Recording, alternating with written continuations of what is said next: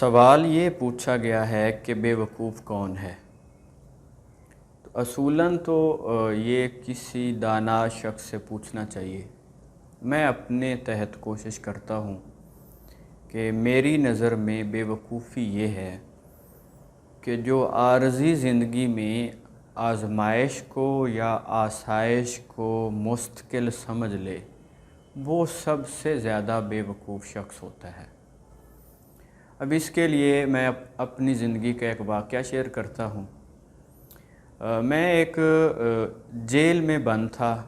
اس کی وجہ میری کتاب میں آپ پڑھیں گے کہ ایسا کیوں ہوا تھا۔ وہ ہمارے سسٹم کی ایک خرابی ہے، اس کی ہمیں کوشش کرنا ہوگی کہ وہ ٹھیک ہو۔ خیر، تو مجھ سے کچھ ناجائز چیزیں منوانے کے لیے یہ سرکاری مشینری کا استعمال کیا گیا تھا۔ تو میں جیل میں کھڑا ہوا تھا اور میرے پاس ایک شخص آیا جس کے وہ ایک پراڈو سے اترا تھا اور اس کے ساتھ 3-4 گارڈ بھی تھے۔ یہ ایک پولیس اسٹیشن کا جو ہے نا حوالات جسے کہتے ہیں، یہ اس کا واقعہ ہے۔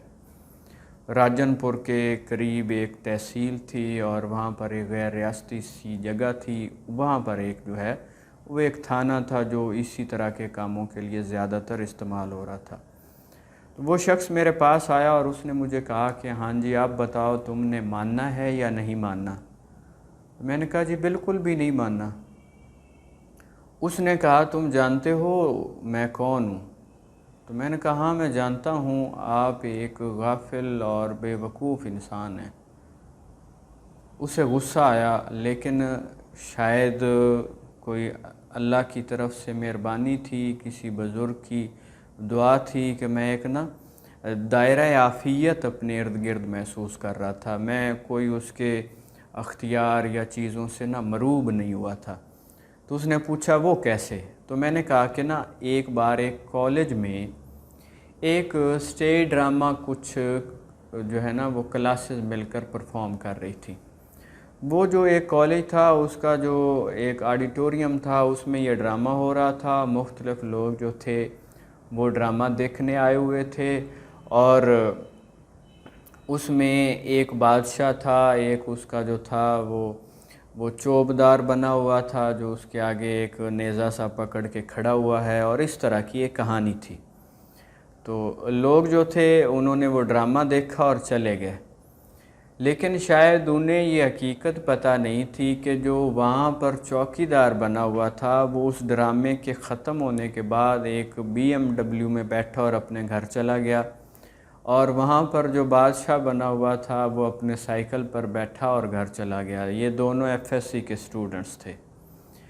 اب ایک ڈرامے میں کریکٹر کو دیکھ کر اس کے بارے میں جن لوگوں نے کوئی ذہن بنایا ہوگا وہ کتنا بے وقوفانہ اور سطحی اور وقتی سا ہے، اور اس کی کہ کوئی ورتھ نہیں ہے۔ وہ ایک چھوٹا سا ایکٹ تھا جو اس نے کر کے تو پھر وہ اپنی حقیقت میں چلے گئے۔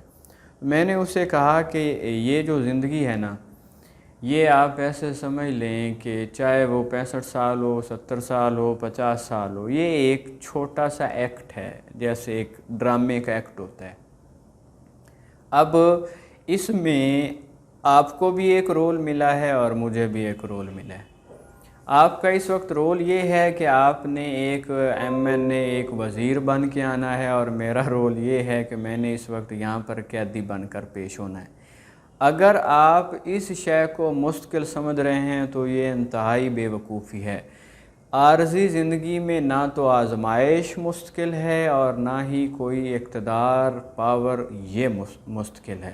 تو زندگی میں وہ شخص میری نظر میں ایک احمق شخص ہوتا ہے جو یا تو درد کو سمجھ لے کہ یہ تو شاید میرے ساتھ مستقل چلے گا۔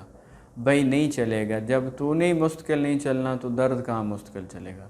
اور اگر کوئی تھوڑی دیر کے لیے بااختیار ہو جائے اور وہ اس گھمنڈ میں آ جائے کہ یہ تو میرے ساتھ ہمیشہ چلے گا، تو یہ اس کی بہت بڑی بے وقوفی ہوگی۔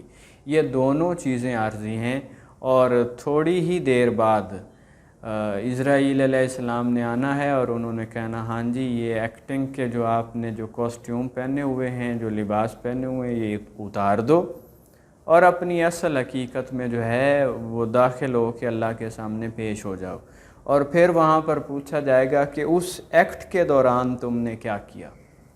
تو ہمیں اس ایکٹ کو اس کے درست طریقے سے نبھانا چاہیے، اور یہ سمجھنا چاہیے کہ آپ چاہے آسائش میں ہیں اور چاہے کسی کٹھنائی میں ہیں، دونوں کے لیے آپ کے پاس شریعت کی طرف سے ایک بہت بہترین قسم کا جو ہے وہ مطلب سٹائل آف ایکٹنگ جو ہے وہ آپ کے پاس موجود ہے۔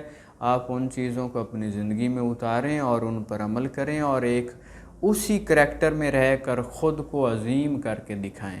بس یہ یاد رکھیں کہ اپنے ہونے کے فریب میں، وہ جیسے غالب نے کہا نا، ہستی کے مت فریب میں آ جائیو اسد، عالم تمام حلقۂ دام خیال ہے، یعنی کہ یہ ایک سراب ہے، یہ ایک قسم کا دھوکہ ہے، یا اسے اللہ تعالیٰ نے کہا ہے کہ جو یہ دنیا ہے یہ مومن کا قید خانہ ہے۔ تو یہ آپ جو ہے نا وہ مطلب چیزوں کو اس کے اخروی جو ہے نا ریفرنس کے ساتھ دیکھو، تو پھر آپ کو یہ چیزیں بڑی آسان لگیں گی۔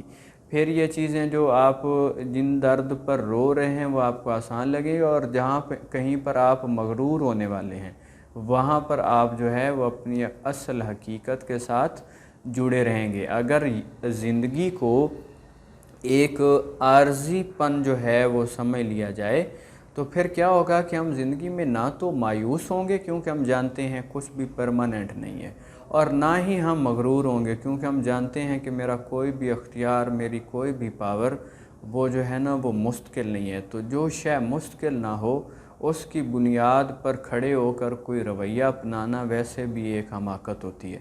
تو ہمیں اس طرح کی حماقتوں سے بچنا ہے، نہ ہی درد میں گلہ کرنا ہے، اور نہ ہی غرور میں اگر ہم مطلب کہ کسی پاور میں چلے جائیں تو غرور میں ہم نے انوالو ہونا ہے۔ یہ ہمارا ضابطۂ حیات ہونا چاہیے۔ دعا میں یاد رکھیے گا۔ اللہ حافظ۔